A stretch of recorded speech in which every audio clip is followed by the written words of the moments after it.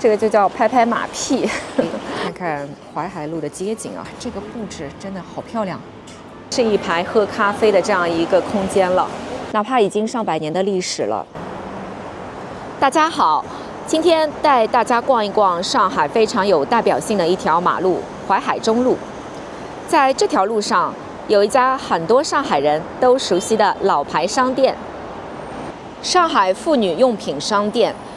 它創立於1956年，曾經是幾代上海女性的記憶。2024年2月，這家老店閉店升級，經過半年多改造，在2024年10月以全新名字 Lady 淮海重新開業。如今你會發現這裡已經煥然一新，甚至還多了咖啡的空間。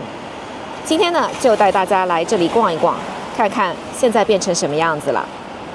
這棟大樓一眼看上去呢，就知道它不是現在建造的。實際上呢，它是建造於上世紀20年代，一直到1930年竣工，是由當時的法國賴安洋行設計的。大樓的外立面是非常明顯的 Art Deco 裝飾風格。婦女用品商店在它的1樓跟2樓，樓上的部分呢，目前是普通市民的住家。目前這棟大樓叫培文公寓。位於淮海中路與重慶南路的轉角處，也是一棟優秀歷史建築。現在這邊整體的店面裝飾非常的現代潮流了。你看這外面還有一隻粉色的馬屁股啊，咱們去拍一下它。這個就叫拍拍馬屁，前面有好多馬屁股啊。我們再往前逛逛，有些什麼樣的店面啊？哇，這裡應該就是一家咖啡店吧？我們進去大概的看一眼啊。它算是一個融合的店面啊，它既有這個服裝，看前面這一排應該都是服裝，然後這個旁邊呢是可以坐下來喝喝咖啡的。那我們進去看一看。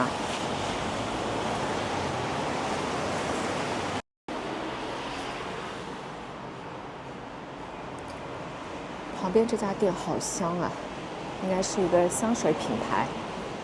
我看上面寫的 Perfume and Cafe， 是賣香水跟喝咖啡的一個融合，這個真的是相當新潮了。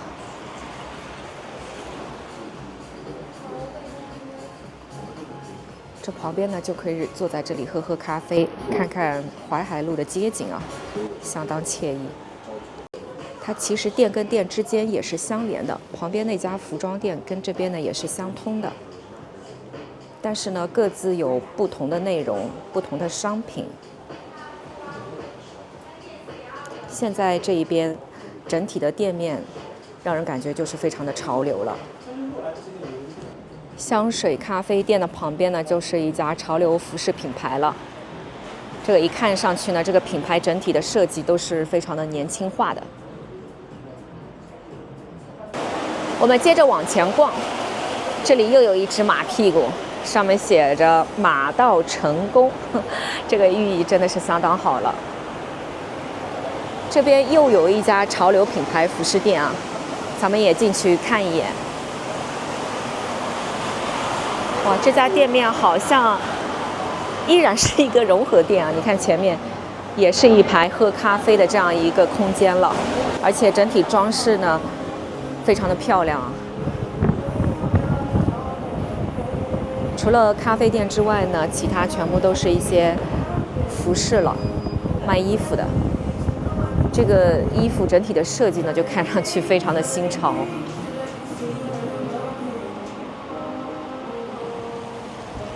這邊馬的元素好多呀。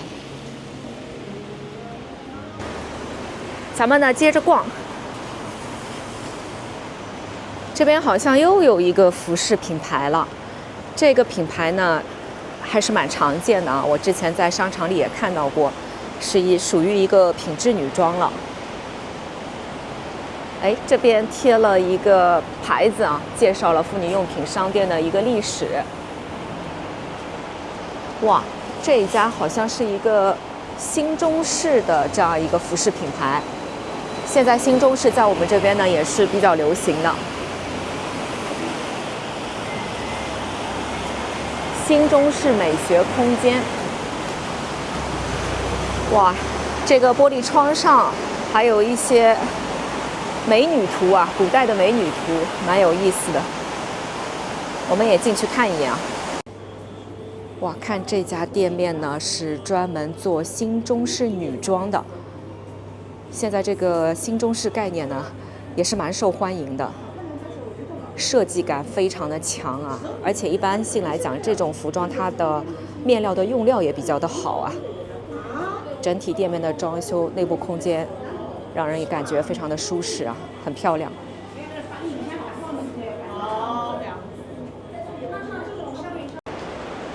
這個中式女裝品牌店面的旁邊呢，還有一個叫霞飛茶室的。實際上呢，就是這個服裝品牌店呢，它是專門闢了一塊空間，是喝茶的一個地方啊。咱們也大概的去看一眼啊。哇，這個布置真的好漂亮，整體配色相當的溫馨，但是呢又不失潮流的這種感覺啊。這是專門喝茶的一個地方，一片區域。再往前走呢，慢慢的我就轉到前面的一條小馬路，叫新安路上面了。接着往前走一走，哇，這裡還有一家叫海派中英文化沉浸式體驗館啊。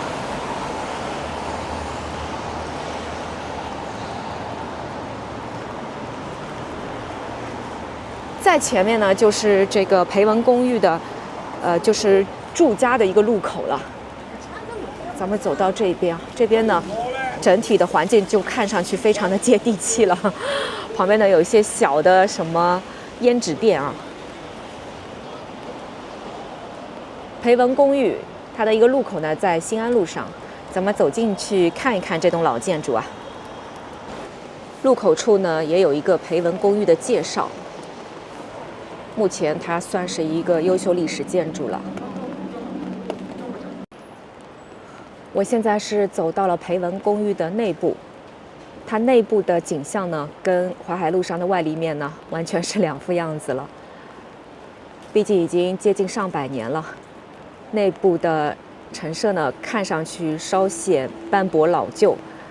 另外，電線呢，也顯得有點雜亂無章。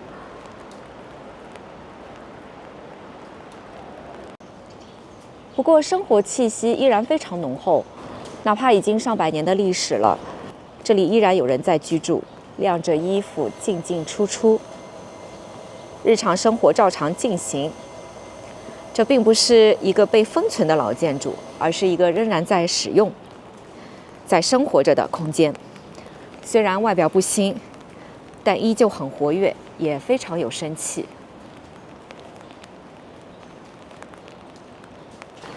好了，那麼我們今天的視頻呢就到這裡結束啦，感謝您的收看。